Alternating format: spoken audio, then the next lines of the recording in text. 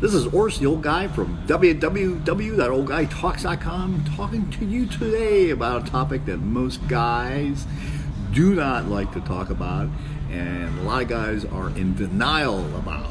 It's called erectile dysfunction or erectile dissatisfaction, which is kind of a lesser version of the dysfunction. And it hits men starting at age 40. And actually, unfortunately, now it's actually hitting men a lot younger than that. And I want to talk to you about my journey here in this space because, well, you know, I was going along pretty well here. I was, a few years ago, I turned 60, and I was doing well in a lot of different ways. Matter of fact, I was better at 60 than I was at 45. At 45, I was basically a fat guy. My waist and my age were the same. I weighed 235 pounds, and my waist was outpacing my age. And that was kind of the course I was on. And then I decided that things need to have change. And one of the major reasons why it had to change was we had a kid. We had our first kid.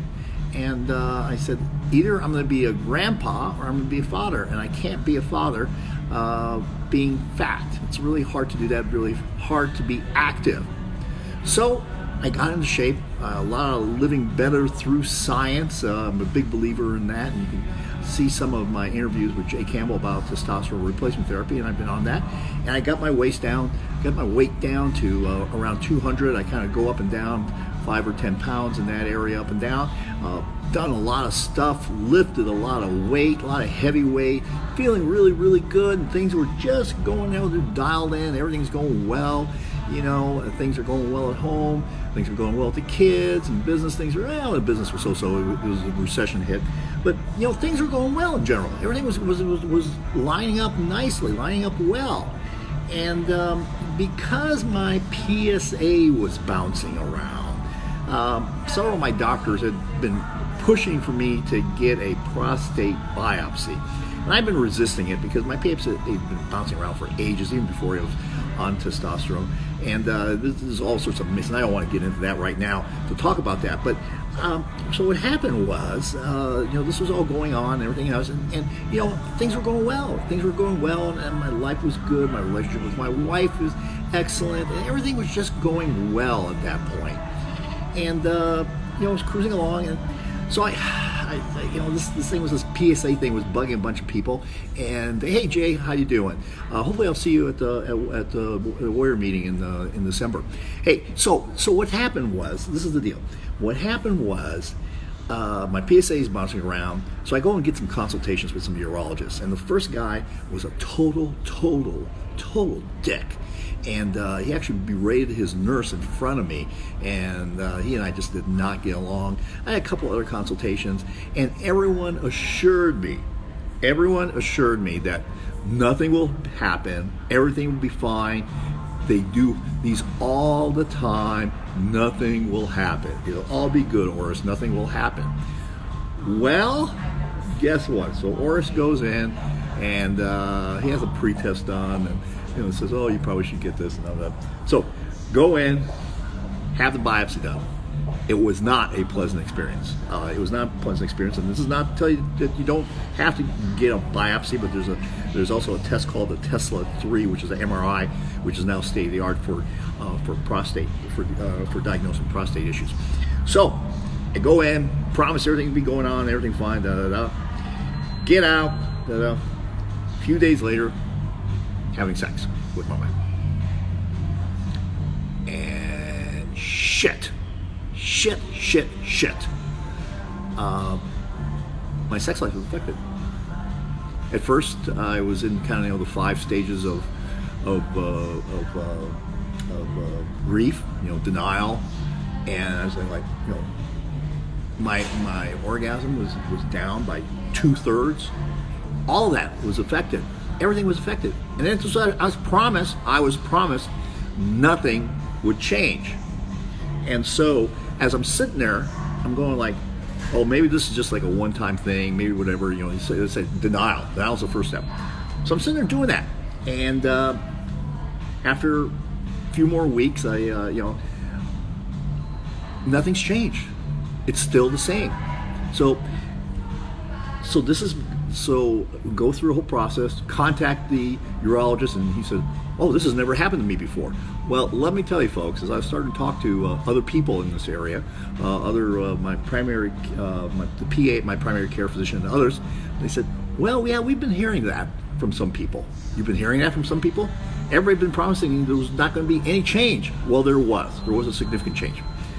So this is going on, and I was just kind of, at this point, you go through the anger, the denial, and finally you get to resignation, acceptance, whatever you want to call it. You go through all that process, and I was just kind of going along. And I said, okay, well, this is just the way it is. This is the way it's going to be. We're going to be doing the meds and all that stuff, and that's just the way it's going to be. That's just the way it's going to be. And so went on for several years. And what happens also is that when you start taking these meds for ED, over time they start, just like any kind of med, you kind of build up a tolerance, and so they start working less and less, and so you have to take more and more of them to make them effective. So what happened is that one of the things that was sometimes an injury is fortuitous to you. So what happened is that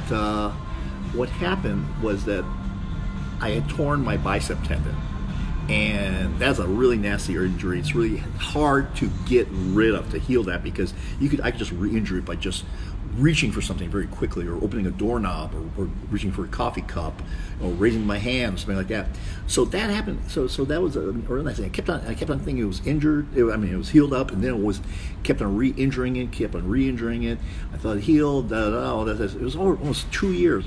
And a friend of mine told me about this doctor, and her name is Dr. Carmen Mora, and I went in and talked to her about this, and she said, yeah, we can do something called platelet-rich plasma. Now, I'm real familiar with platelet-rich plasma because some of you may not know this, but until recently, I was a practicing periodontist, and I'd used platelet-rich plasma in my practice since about 2000. Most people that you would have heard, probably the most famous person is Kobe Bryant, that had his knees injected with platelet-rich plasma, which is a concentrated growth factors of your own blood. They take some of your own blood, spin it down in a centrifuge, and then inject it, then take out, maybe they take like 20 cc's of blood, and then they spin it down to get 2 cc's of concentrated growth factors that they put into a joint or whatever. So she put in some PRP, and we started talking about this stuff, and then we were just kind of talking, and she was also talking about how they do platelet-rich plasma for other things, and she said, oh yeah, and we can do that for basically erectile dysfunction. Well, that was kind of interesting that's what happened. So I started thinking about it, I started looking at this, and so I started looking at this whole area, because this time I'm going to spend a little more research, a little more time doing it. So what I discovered along my journey is that there are several cutting-edge therapies. There are several cutting-edge therapies that are available to men to treat erectile dysfunction. None of them are like cheesy things, ointments, that kind of shit. All of them require a doctor's supervision, a knowledgeable doctor's supervision, and in a direction or a prescription. All of them are basically technologies that are out there, that are new, that were not available just a few years ago. That's right, they were just available just a few years ago.